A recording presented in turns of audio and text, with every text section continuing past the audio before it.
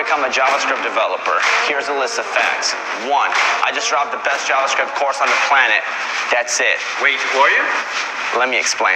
Who am I? I'm Rafi Kazi. Done a few things. I was making 6 figures as a freelance developer at 21 years old, hit $1 million in revenue at 25, traveled the world, taught hundreds of thousands of students to code, and my programming courses are ranking #1 on YouTube. So what's in this JavaScript course? Listen up. You're going to be learning the basics of JavaScript. You're going to be learning advanced object-oriented programming, DOM, GitHub, Visual Studio Code, command line, version control, AJAX, JSON, API, ES6. But I know you ain't here for that, buddy.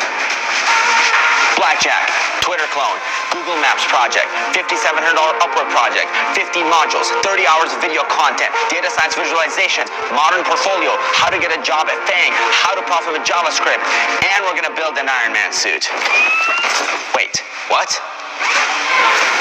Let's talk results. 1. Rob, freelancer, now traveling with his kids. 2. Afreem, saved their company $20,000. 3. Nazar landed a $110,000 contract. Results? Yeah, we got results. We got a 30-day money-back guarantee. You join the course, you don't like it, on the 29th day, 23rd hour, and 59th minute, you can return it, no questions asked. Alright, so we both know coding is hard. I mean, you can see me staring out the window here, scratching my head. But anyways, if you want to make a profit as a JavaScript developer like so many others have, look, I know how to get there, so please give me the privilege to mentor you. It's time for you to profit with JavaScript.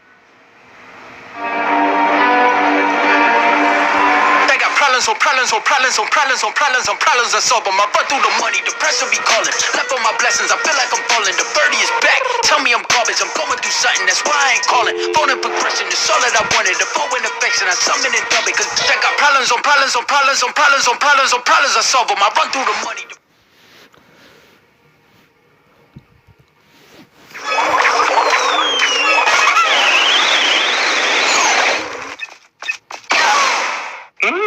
It's orange juice. Royal Delivery is a 3-elixir common spell that uses code OJ.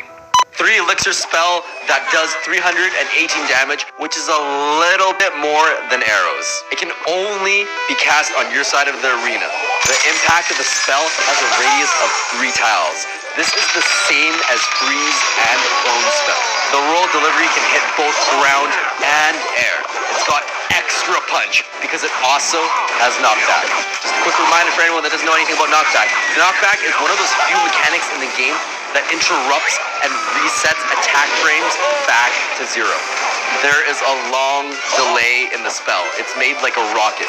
From cast to impact, it takes 3 seconds, so timing and placement is key. It can knock back the same units that Fireball can knock back. So we're talking wizards, balloons, baby dragons, but not big boys like giants.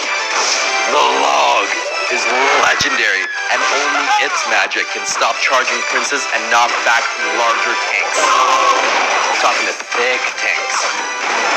If your opponent has a big ball coming, the Royal Delivery can deliver a pretty big punch to the units from behind, especially for all units who would normally die from arrows. It's kind of like a mini Mega Knight spawn arrows kind of thing, and you have a mini tank to help clean up the rest. All swarmies, including Skarmy, Goblin Gang, and even Minion Horde are squashed instantly. And with its 3-tile radius, it'll be hard to miss.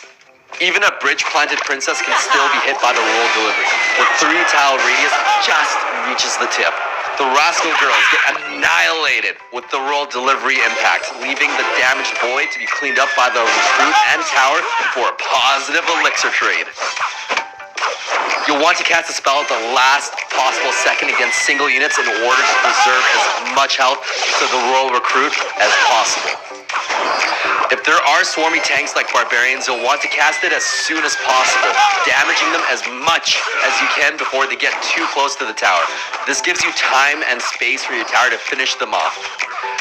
If you have no other choice against the Mega Knight, you'll want to cast it on him when he starts his jumping animation. This is because it takes time for him to jump, and either way, the Royal Recruit has a shield to absorb the first hit.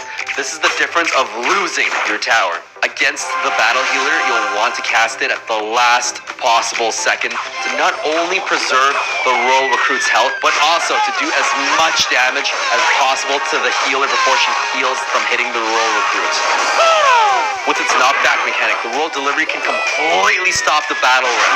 You want to plant it as soon as possible to keep the barbarians as far away from the tower to clean up.